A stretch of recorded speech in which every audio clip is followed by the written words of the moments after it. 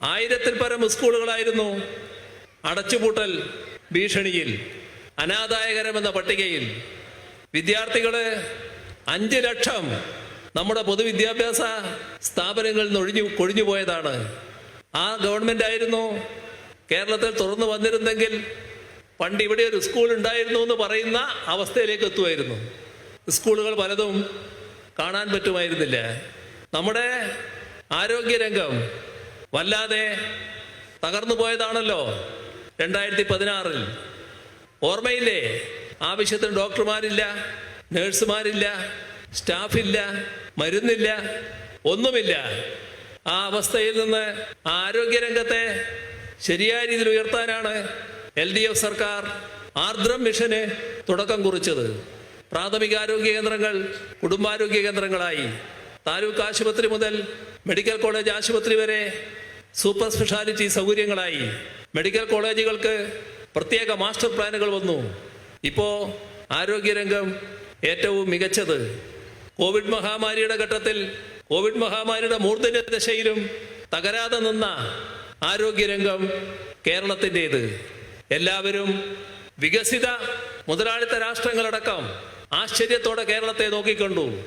ഇതെല്ലാം നമുക്ക് സാധിച്ചത് ആരോഗ്യരംഗത്ത് നാം വരുത്തിയ മാറ്റത്തിന്റെ ഭാഗമായിട്ടായിരുന്നു.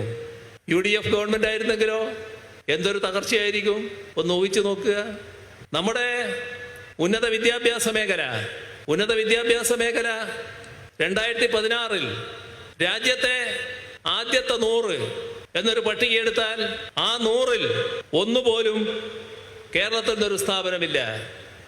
ആ ഘട്ടത്തില് നമ്മുടെ സംസ്ഥാനത്തെ യൂണിവേഴ്സിറ്റികളുടെ വൈസ് ചാൻസലർമാരെ വിളിച്ചു, അവരുമായി ചർച്ച ചെയ്തു.